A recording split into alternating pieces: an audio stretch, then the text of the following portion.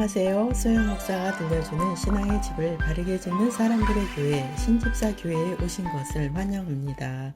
오늘의 주제는 11조입니다. 성경은 말라기 3장 7에서 10절입니다. 어떤 사람들은 하나님 앞에 11조 드리는 것이 아까워서 11조를 하지 않아도 되는 온갖 이유를 찾아냅니다. 그리고 이런 핑계도 됩니다. 11조 드리는 것은 구약의 율법이라고 말하면서 11조를 하지 않아도 된다고 합니다. 그러면 주일 지키는 것도 율법이고 10계명 지키는 것도 율법이라면 구약은 어떤 말씀도 지킬 필요가 없겠네요. 구약 시대에 율법을 주신 것은 백성들이 하나님을 섬기는 방법과 사람과 사람 사이의 규범을 지켜서 질서 있게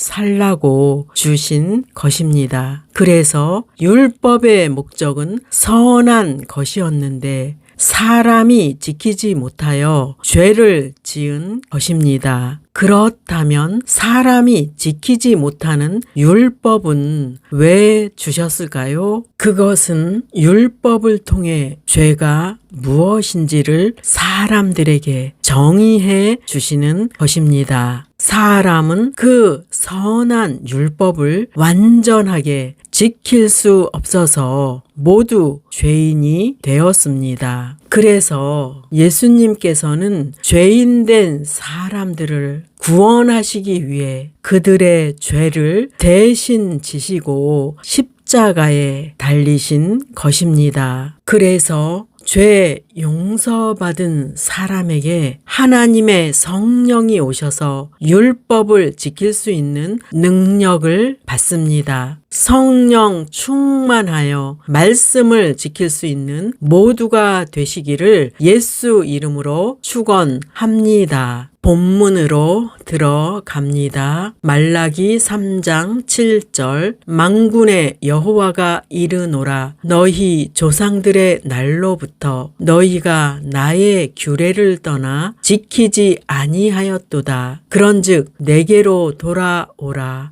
그리하면 나도 너희에게로 돌아가리라 하였더니 너희가 이르기를 우리가 어떻게 하여야 돌아가리이까 하는도다. 하나님께서는 이스라엘이 여호와의 규례를 떠났고 규례를 지키지 않았다고 말씀합니다. 이스라엘은 애굽에서 나온 이후로 불순종의 역사로 특징 지어진 것을 봅니다. 본문의 규례라는 말은 계명과 같은 뜻으로 이스라엘 백성들은 하나님을 떠났고 그분의 명령을 지키지 않았다는 것입니다. 그러나 그들의 이러한 반역에도 불구하고 하나님께서는 그들에게 내게로 돌아오라 라고 말씀하십니다. 돌아오라는 말은 회개를 뜻하는 것으로 계명을 어긴 아담에게 내가 어디 있느냐 라고 물으신 일에 타락한 인간에게 거듭 되풀이되는 말씀입니다. 하지만 돌아오라는 말씀에도 불구하고 무지한 그들은 우리가 어떻게 돌아가야 합니까? 라고 반문합니다. 이 말 속에는 자신들의 잘못이 무엇인지 모르겠다는 뜻이 내포되어 있습니다. 그들은 자신들이 불순종한 일이 없다고 말할 정도로 무지했습니다. 죄를 인정하지 않는 그들을 향해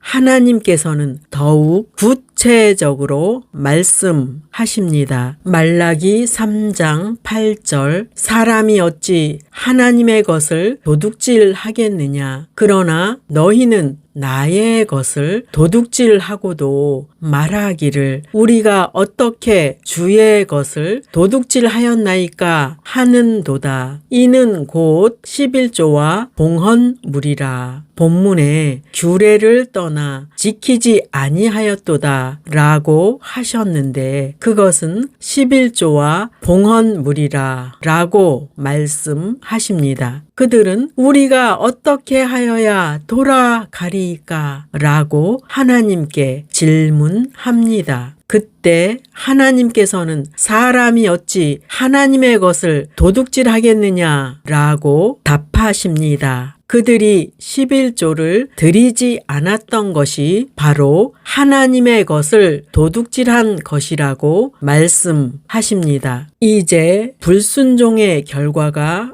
언급됩니다. 말라기 3장 9절 너희 곧 온 나라가 나의 것을 도둑질하였으므로 너희가 저주를 받았느니라. 하나님께서는 그들이 언약을 지키지 않았으므로 저주를 내리실 수밖에 없었습니다. 규례를 지키지 않은 데 대한 벌은 저주로 규정되었기 때문입니다. 그들은 스스로 저주의 길을 선택했던 것입니다. 제 자녀에 관한 이야기를 하겠습니다. 자녀 한 명은 어려서부터 11조를 철저히 구분하여 드렸고 자녀 한 명은 11조를 초등학교 때는 드리다가 중학교 때부터는 아까운 생각이 들었는지 하지 않겠다고 해서 강제로 시킬 수가 없었습니다. 그때가 24년 전입니다. 11조를 하지 않은 자녀는 지금 생활이 어렵고 빚이 있습니다. 11조를 한 자녀는 빚이 없이 저축하면서 안정되게 살고 있습니다. 11조를 하지 않던 자녀가 어제 저에게 고백했습니다. 11조를 하지 않고 살아봤더니 물질에 어려움이 많았어요. 다음 달부터는 11조를 해야겠습니다. 라고 말했습니다. 온전한 11조를 드린 결과는 물질적인 풍요를 누립니다. 말라기 3장 10절 만군의 여호와가 이르노라 너희의 온전한 11조를 창고에 들여 나의 집에 양식이 있게 하고 그것으로 나를 시험하여 내가 하늘문을 열고 너희에게 복을 쌓을 곳이 없도록 붙지 아니하나 보라. 본문은 세 가지를 말하고 있습니다. 첫째, 순종을 요구하십니다. 온전한 11조를 드리라는 것입니다. 온전히 드리려면 현금의 11조뿐 아니라 선물이나 식사 대접을 받은 것도 포함이 됩니다. 저도 선물을 받은 것과 식사 대접 받은 것도 계산하여 11조를 드립니다. 둘째,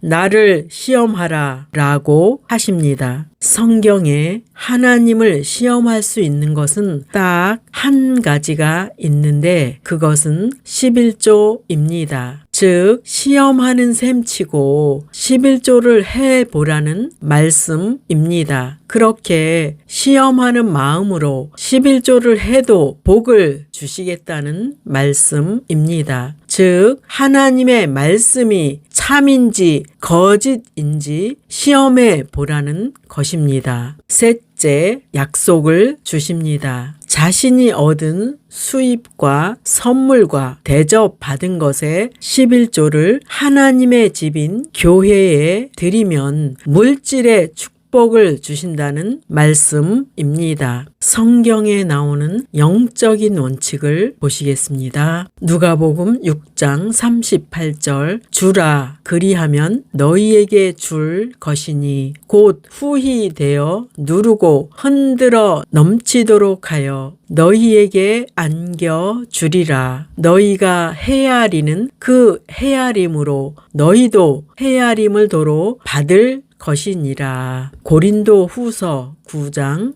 6에서 8절 이것이 곧 적게 적게 심는 자는 적게 거두고 많이 심는 자는 많이 거둔다 하는 말이로다. 각각 그 마음에 정한 대로 할 것이요 인색함으로나 억지로 하지 말지니 하나님은 즐겨내는 자를 사랑하시느니라. 하나님이 능히 모든 은혜를 너희에게 넘치게 하시나니 이는 너희로 모든 일에 항상 모든 것이 넉넉하여 모든 착한 일을 넘치게 하게 하려 하심이라. 이와 같이 하나님께 드리는 것이 믿음의 행위입니다. 성도는 이 믿음의 행위를 통해서 복을 받는다는 말씀입니다. 제 친정 어머니가 11조를 하게 된 이유는 이렇습니다. 교회에 2년 정도 나갔을 때 교회에서 부흥 집회를 하게 되었습니다. 부흥 강사님은 11조에 관한 말씀을 전하셨습니다. 그분은 성도들에게 3년 정도 11조를 드려보고 만일에 복이 오지 않는다면 본인이 환불해 주겠다고 약속하셨습니다. 그래서 부모님은 11조를 하게 되셨고 정말 3년마다 큰 것이 하나씩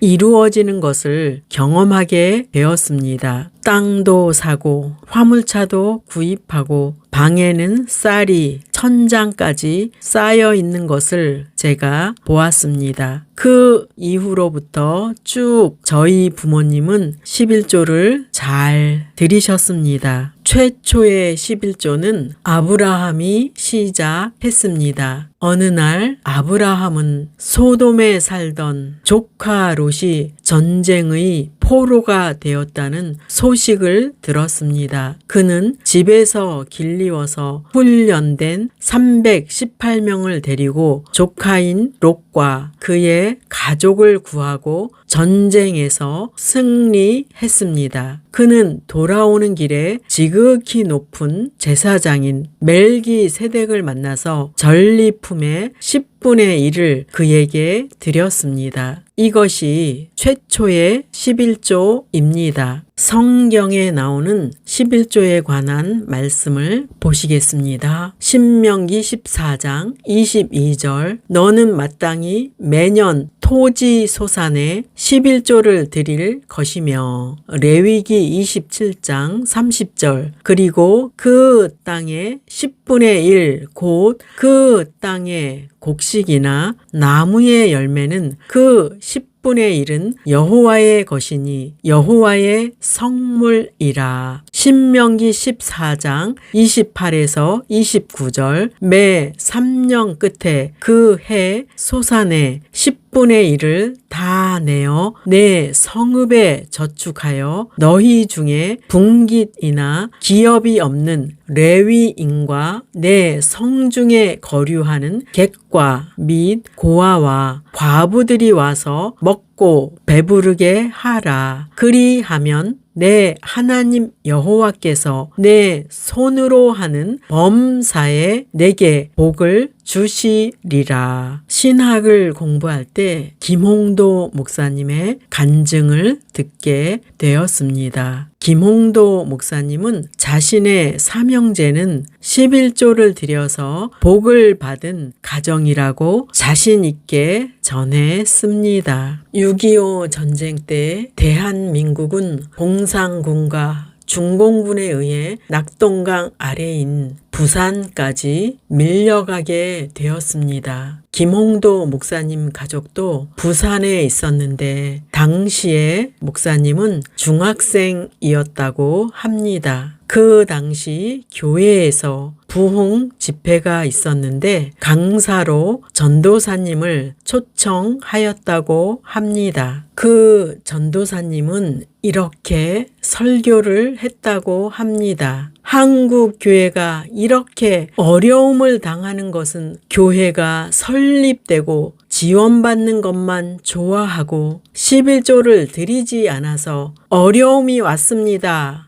라고 전했습니다. 김홍도 목사님은 말씀을 듣고 나서 11조를 하기로 결심했습니다. 그분은 중학생이었지만 동생들과 가족을 부양하기 위해서 물건을 받아서 팔게 되었습니다. 하루 벌어서 11조를 떼고 나면 하루 먹을 양식이 되었습니다. 일주일 동안 그렇게 11조를 떼어 두었습니다. 그리고 주일날이 되었습니다. 주일에는 예배 참석을 하기 위해서 일을 할 수 없어서 주일날 먹을 양식이 없었습니다. 그의 어머니는 이렇게 말했습니다. 홍도야, 하나님께서 굶으면서까지 11조를 하라고 하시겠니? 일주일 동안 모은 11조를 오늘 양식을 사자라고 했습니다. 그는 어머니 의견을 듣고 양식을 사서 가족의 하루 끼니로 먹었습니다. 그는 다음 주에는 11조를 꼭 해야지 하는 마음으로 11조를 모았습니다. 주일이 되자 그의 어머니는 또 모은 11조를 양식으로 쓰자고 해서 또 11조를 썼습니다. 그런데 물건을 받으러 갔더니 물건이 없다고 물건을 주지 않겠다고 했습니다. 중학생이었던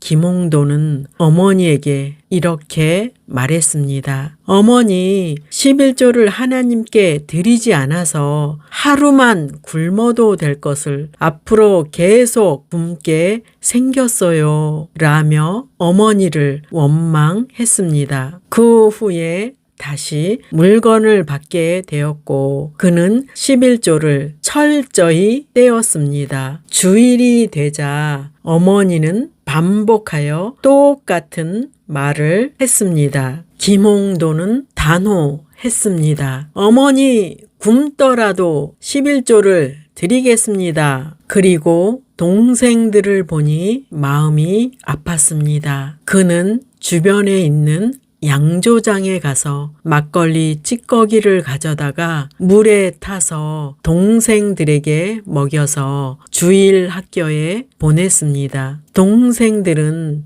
막걸리 냄새가 나서 교회당 안에는 들어갈 수 없어서 밖에서 예배를 드렸다고 합니다. 그리고 주일 예배가 끝나고 나서 집에 갔더니 쌀 한 가마니가 집 앞에 있었습니다. 누가 보냈는지는 끝까지 밝혀지지는 않았다고 합니다. 하나님께서 11조에 순종하는 모습을 보시고 누군가를 감동시켜서 보내주셨던 것입니다. 세월이 흐른 뒤 김홍도 목사님의 3형제는 한국에서 감리교회 슈퍼 삼형제로 불릴 정도로 큰 교회를 이끌었던 분들입니다. 그 세 분은 바로 김홍도 목사님, 김선도 목사님, 김국도 목사님입니다. 김홍도 목사님은 자신의 가정은 11조를 철저히 하여 복을 받은 가정이라고 힘차게 선포하셨습니다. 저는 어떤 중형교회 청년들이 하는 이야기를 들은 적이 있습니다. 목사님은 많은 성도들의 11조를 받아서 혼자 쓰시는데 너무 욕심이 많은 것 같아 라며 토론하고 있었습니다. 저는 그 청년들에게 이렇게 말했습니다. 목사님은 그 11조를 받아서 혼자 다 쓰시는 것이 아니고요. 정해진 사례금을 받고 나머지는 교회를 유지하고 선교를 하고 구제하는 데 쓰여집니다.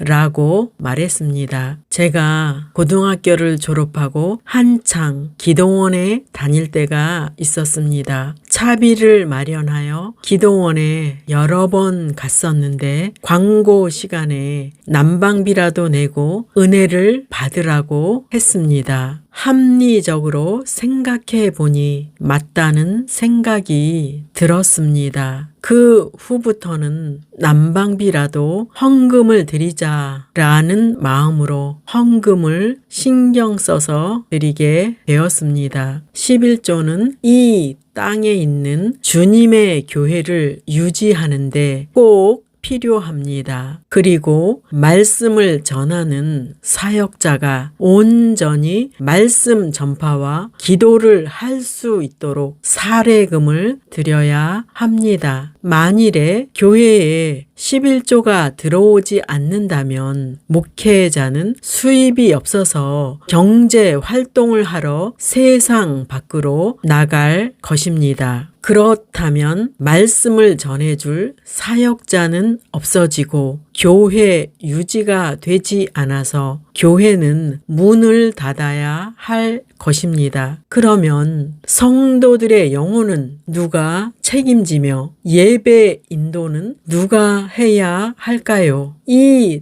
땅에서 하나님의 나라를 연결시키는 곳은 교회입니다. 그래서 예배를 주관하는 목사님과 예배를 드리는 성전은 꼭 있어야 합니다. 하나님께서는 11조를 교회에 드리게 정하셨는데 교회가 바로 하나님의 창고이며 하나님의 집이라는 것을 기억하십시오. 오늘의 말씀은 하나님께서는 당신이 11조를 드리는 행위를 보고 계시며 그 행동을 축복하신다고 말씀하십니다. 교회를 유지하기 위해서는 하나님의 명령인 11조를 드려야 하며 아울러 11조를 드린 사람은 복을 받는다는 말씀입니다. 처음 교회를 개척하여 목회를 시작했을 때입니다. 전도를 하기 위해 거리를 지나고 있을 때 집사님 한 분을 만났습니다. 그분은 집에 들어오셔서 차를 드시고 가세요 라고 말했습니다. 이분은 11조를 하지 않고 있었고 매주일 감사 헌금을 드리고 있었습니다. 저는 집사님에게 권유했습니다. 집사님, 감사 헌금은 하지 않더라도 11조를 하세요. 11조 헌금이 작더라도 하시면 복을 받습니다. 집사님께서는 순종하여서 그날부터 11조를 시작하셨고 물질이 들어오면 수요 예배 시간에도 11조를 하셨습니다. 그분은 11조의 축복을 경험하셨습니다. 적용할 말씀입니다. 다 같이 합독하시겠습니다. 말라기 3장 10절 만군의 여호와가 이르노라 너희의 온전한 11조를 창고에 들여 나의 집에